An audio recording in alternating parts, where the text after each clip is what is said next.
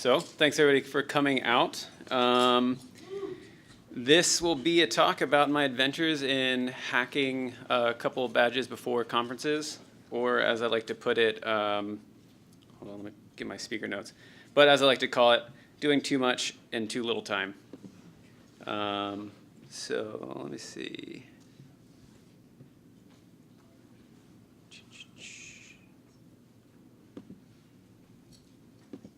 All right, now I'm good. So I'm Rob Rare, aka Medium Rare. I'm from Chicago, but this is my first time in Portland, and I'm loving it. Hopefully, I can make it out here more in the future. I'm an electrical, computer, and music engineer. I work for a global design firm called IDEO, where I get to do fun stuff like hack cars and build medical equipment and children's toys. So I like that the ability to keep widening whatever I'm working on. So this talk kind of starts with Defcon 24 and the and not XOR Bender badge. I discovered this project on Twitter and Hackaday, and as I was kind of looking through it, it seemed like fun, and they said they wanted people to repurpose it. I wanted a free badge, so to me that sounded like I could probably trade something in exchange if I did a cool hack. They announced what dev board they were using and like the microcontroller family, the STM32 family. And it seemed like a good place to start with getting a Maple Mini, which they recommended, or at least they said they started developing on. So I had an idea for what I could do for DEF CON, but what would it actually be? And that's when I started to think about what would complement Bender. The badge is based around this personality. And how could I complement that, but also take advantage of some of the microcontroller capabilities? And first thing I thought about with Bender is he likes partying, so he'd probably like DEF CON. He likes music, he likes drinking, and he likes smoking cigars. And that cigar stood out to me. It seemed simple enough. And then the music aspect, I like going to, like I love all the buzz around DEF CON. There's so much music and activity, and I kind of want a way to visualize that. And I wanted to do something reactive for a while. To audio that was going on at DEF CON. So I thought this would be a perfect opportunity to do a live spectrum analyzer going from 20 to 20K hertz. But how could I do it? And that's when I kind of broke it up into two main parts, which is I needed to make sure I could get the audio into the board, and I needed to make sure I had a way to quickly process it. So my first proof of concept was making sure the preamp worked.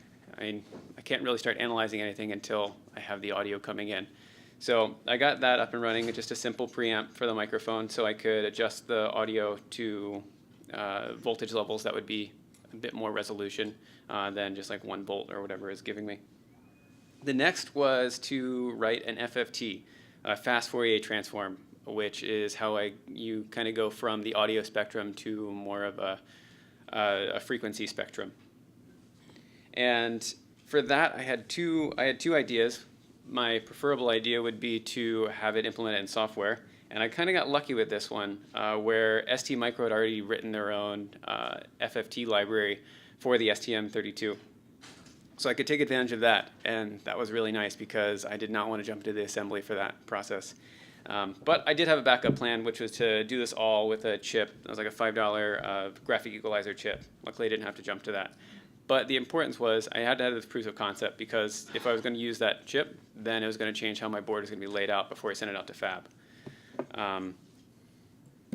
The next question it kind of brought up was, what's the size of this? What should this size of this board be? And the best image I could find at that time was this image of a couple prototypes of the badge. So what I did was think about how I would size this up properly. I mean, this arbitrary thing, how big is it? But if you kind of take a look at it, you can notice that screen up top is a pretty standard size. And I had a few laying on my desk, so I measured what the dimensions were. And then I distorted the image in Photoshop so that I had like clean horizontal and vertical lines on it. And from there, I was able to have a pretty good guess of what the size of this badge was going to be so that I could design the board for it. With all that set, I sent out the board for fabrication, got it back, and built a couple up. Had to do a little bit of debugging, but more or less had it ready to go the night before DEF CON. As everything happens, you kind of prolong it until the last minute, and then you don't sleep before DEF CON. But it turned out really cool. I'm going to try to play this, see if I can use the mic a little bit. But this is quick. Testing. 1, 2, 3.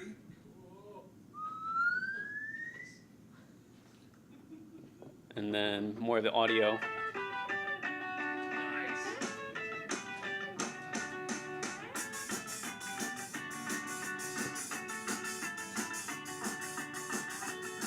I'm only holding out because the audio, like the singing, yeah, you can kind of see it a bit more there. So from all of that, I kind of boiled it down to find out there's a method behind this madness, and there's a process that I could follow if I want to do this again, which I think I decided to do it again. But this method came down to 4 easy steps. 1, inspiration. So I love the time before Defcon and before other conferences where people are getting so hyped with making stuff and they're posting their stuff to Twitter, and it's kind of like everything's coming together and just feeding off of that energy, because that gets, I want to live in that buzz, and that's like my most inspired time. So for this part of my method, I like to take to Twitter and start to see what other people are doing and find projects that I can contribute to, something where I can complement the work that's being done, and complement the work that other people have put so much of their year into, and not take away from that in like the 2 weeks that I'm going to put work towards it. But it's often hard to figure out what to do. So that comes to ideation. And this part tends to take the longest for me, is thinking about, all right, so this project seems really cool. And for the bender, this was like understanding the personality of the badge, or like the personality behind the badge, the bender character, and what might be natural for him, or as I'll give an example, or as I'll show later on, talking about the Ox-Vox, complementing what is the theme of the badge that's kind of being presented. I want my creation to have its own personality as well. Next is proof of concept. You have to kind of break down everything that you're doing into the most important parts that are required to have this thing work and to be real. So for the bender badge, it was making sure I could have the preamp that piped audio into the microcontroller, and then also having the FFT working. If all I had was that, and I had a board that was prototype for it, and I was able to do it, then I was fine. Like if I couldn't get the hardware done in time, I at least had that working, and that was all that's needed.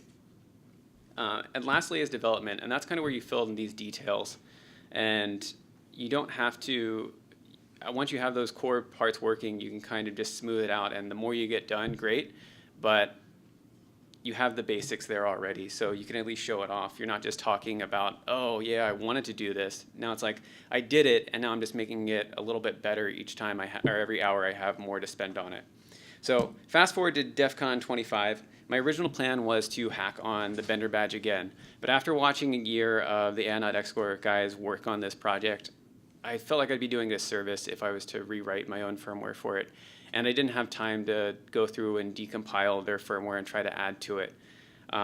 So I had to change sites to something else.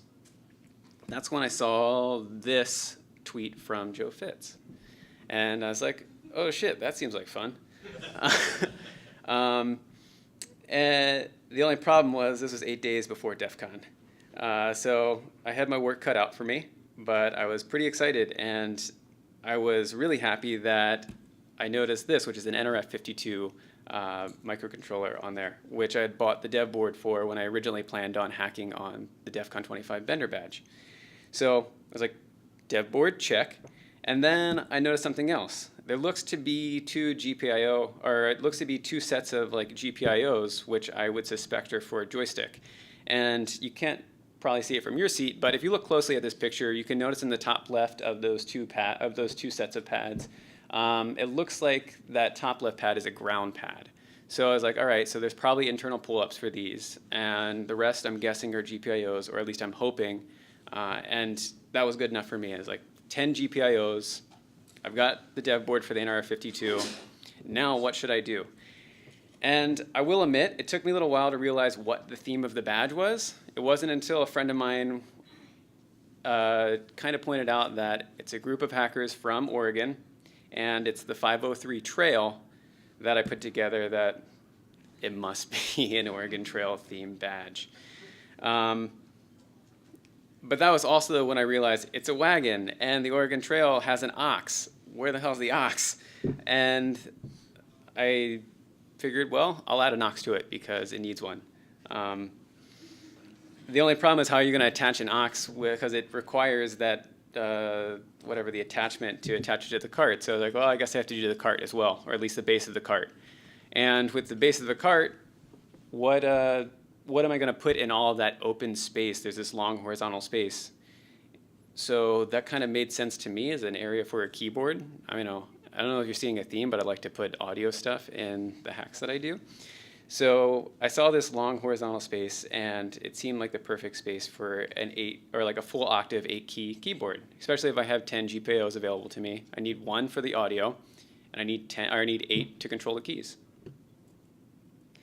Now the question was, if I'm going to make something that goes on top of this badge, what's the size of it? So here I was able to capture, or at least I documented in my own internal files, what I did for measuring, and it's a little cut off at the bottom, for measuring the badge. So I took that one image by Joe, and then I started to distort it and made sure everything kind of like lined up on the outside. So if you notice, that top part, or like the topmost parts are just line up horizontally, and the bottommost parts line up horizontally, and then vertical on the sides.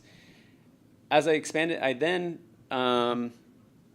looked at the headers on the side, these guys here and the ones up top. And if you know, I'm guessing it's typical header spacing, so 1/10 of an inch. And I was able to scale that image based on that. And I came across the dimensions for it to be around 3 by 4. And I was like, you know what, that's good enough to guess that it's probably 3 inches by 4 inches. So I rounded up to that, and that was it. I had the size of the badge, and I knew I had an idea for how things would line up, how I'd be able to have something that would hook into all of those different parts, especially, or into the vias to get VCC and ground. And that was good enough to move forward. So as I said, breaking it down into the kind of proof of concept phase, and there was a few things I needed to figure out here. One, I needed to do a quick amplifier circuit, but 2, I needed to make sure I could generate a sine wave with that. So after a little bit of work, I was able to get a sine wave out of the dev board that I was working with, the NRF52 dev board. And the only problem was, here I am, oh, you can't see this. I just noticed that all of my dates that I've been trying to point out aren't actually visible. Sorry about that. So this, the date on this was then 4 days before Defcon.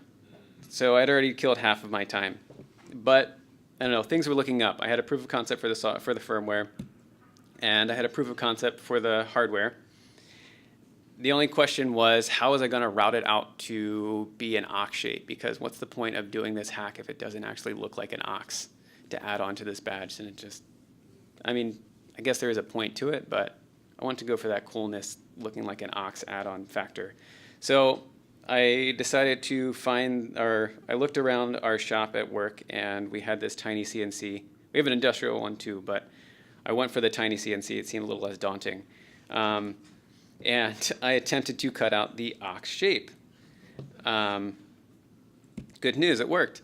So I had the proof of concept for cutting out the ox, and that was it. I had my three parts of the proof of concept ready to go. I could generate sine waves. I could use my audio amplifier worked, and now I was able to use the CNC. So with that going forward, I set out to make my boards. This was the night of that I was at this stage. So with that in mind, I decided 8 would probably be a good number of badges to take to Defcon. And I started out by taking a 2-sided blank PCB, or like a copper on both sides. I spray painted both sides. I've kind of been lucky that I've been doing this sort of prototyping for the past year, so I was able to go through this kind of quick, which would otherwise not be possible in a night. I then lasered off all the areas where I wanted to get etched away by the PCB etchant. And then I kind of had this before and after, where the bottom is what it looks like after I dropped it in the laser etching, and then the top one is after I dropped it into the PCB etchant. And then a visual of the back. My alignment wasn't the greatest. I've had better luck with doing two-sided boards and just doing alignment, but this was not one of those good days. And then now it's like time to do the more industrial CNC attempt. Unfortunately, I broke my smalls a bit on the first go, so I was able to cut things out, but all of the button holes or like vias that I had to do by hand, and that ended up adding a lot of time. So another night of not sleeping before Defcon. But I had the hardware, and the software or like the firmware could then be done at Defcon. The important part was the hardware was in hand. I had the parts. DigiKey came through by delivering their awesome overnight shipping.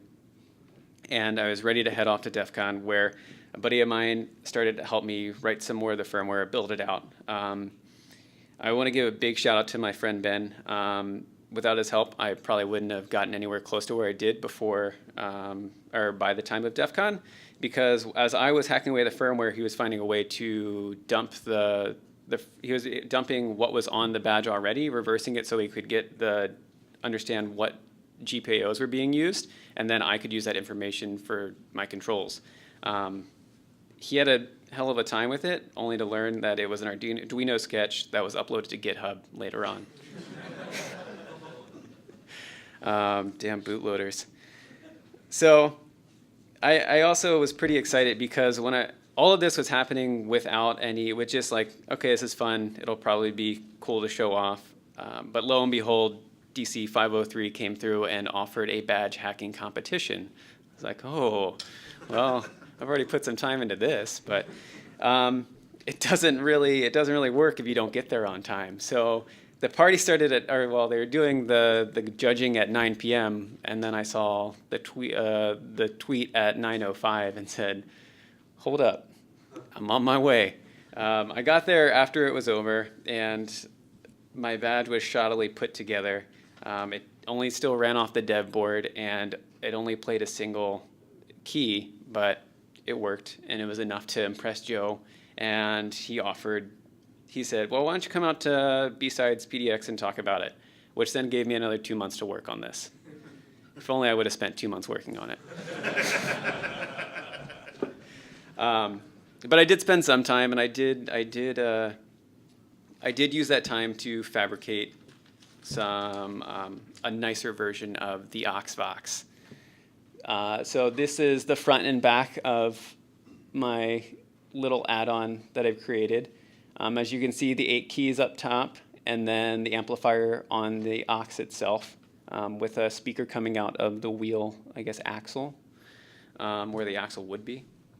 And I don't know if you guys saw me yesterday, but I was still working through some of the challenges.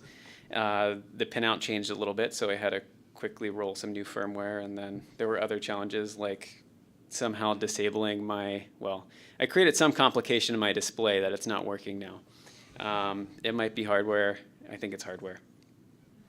But I have this beautiful Ox now with the badge, and let's see if it's going to work. If not, I have a backup video.